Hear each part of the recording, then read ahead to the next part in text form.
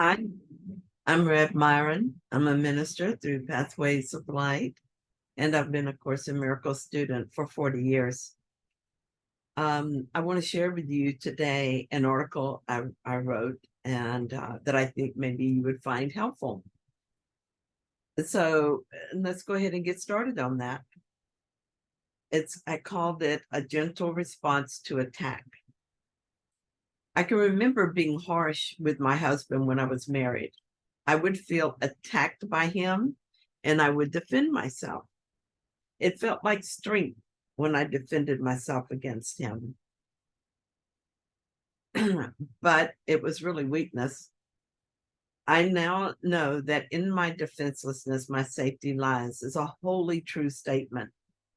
When I would defend myself, two things would happen. Our relationship would deteriorate a little and I would feel more vulnerable.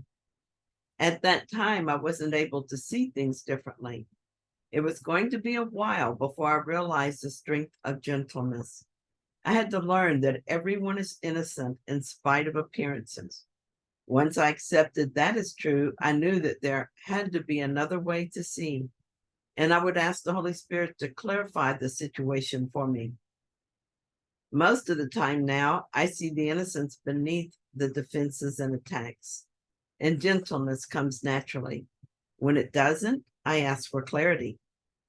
A friend of mine gave me this wonderful metaphor that helps me to understand attack and so to respond with gentleness. It looks like this. We all have layers of beliefs that make up our individual self-image and our view of the world. Most of those beliefs are from the ego mind and are defensive in nature and always skewed, but they feel very real to us and determine how we see things and how we respond to them. You might wonder where these concepts that make up our beliefs about the world and ourselves come from. We gather them all through our life. We begin as little children being told things that are often not true. Children don't have filters that allow them to judge what is being said to them as being true or not.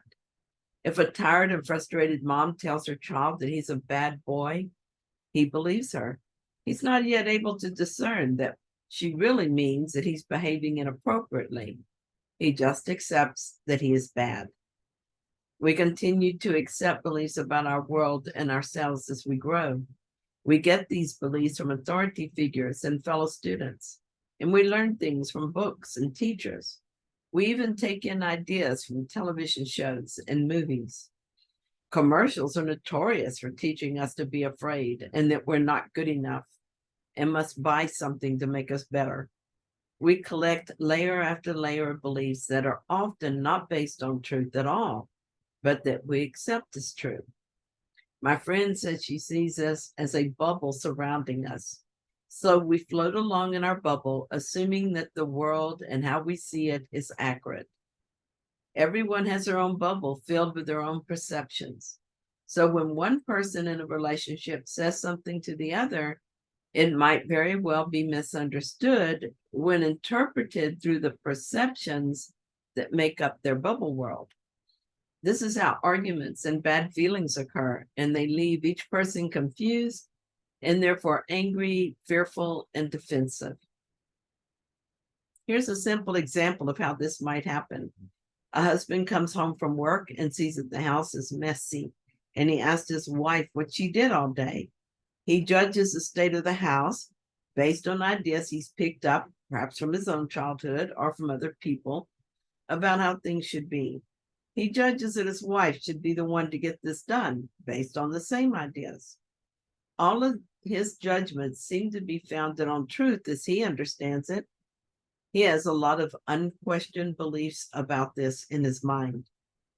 His wife might respond by defending herself and probably being angry at his judgment. She has different criteria for behavior based on what she's learned. Perhaps she places more emphasis on childcare or on self-improvement.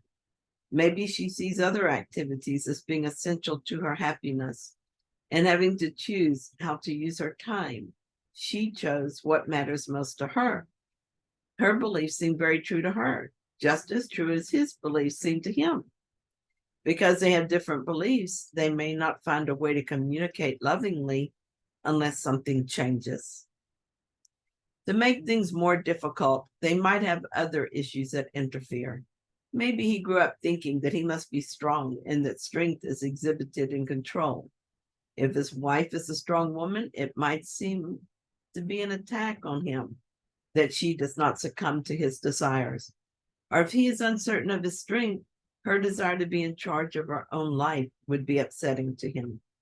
If she does not understand his worldview, she might think he's just unkind and doesn't care about her desires. There can be a lot of confusion and misunderstanding between couples because they do not understand or accept that their worldview is different than the other's worldview. The bubbles they live in determine their worldview, and this does not change if the beliefs are never questioned. The thing is, these bubbles are floating in an ocean of love and peace, but as long as the perceptions within the bubble are unquestioned, the bubble itself remains intact, and no one experiences the peace and love that is all around them.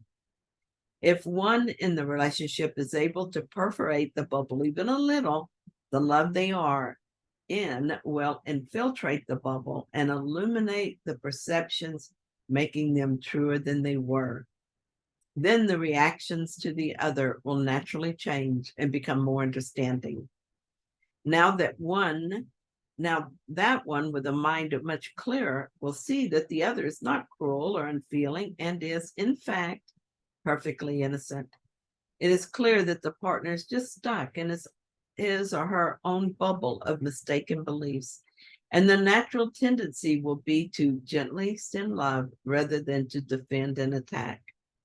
The extension of love will diffuse the situation and perhaps give the other person a chance to reconsider.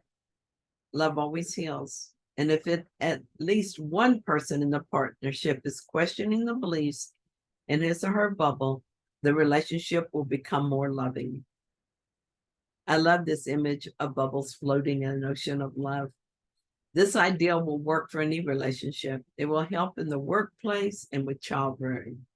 I think it will help me always to question my beliefs and to consider how others or myself might be trapped in their own unchallenged beliefs. Here's one way I can perforate my bubbles so that love can shine away the darkness. I can ask a fellow Pathways of Light minister to help me examine the thought clusters in my bubble and ask the Holy Spirit to correct them and give me another way to see. This better way of seeing things will help to ensure that I never again judge someone harshly, and that I will judge as the Holy Spirit judges and know their innocence. In this way, I will always be gentle in my actions and words. Thank you so much for joining me in this reading of my article. I hope that you found it helpful. If you did, then please like it. And if you haven't yet, please subscribe. And I'll be back tomorrow with another reading. See you then.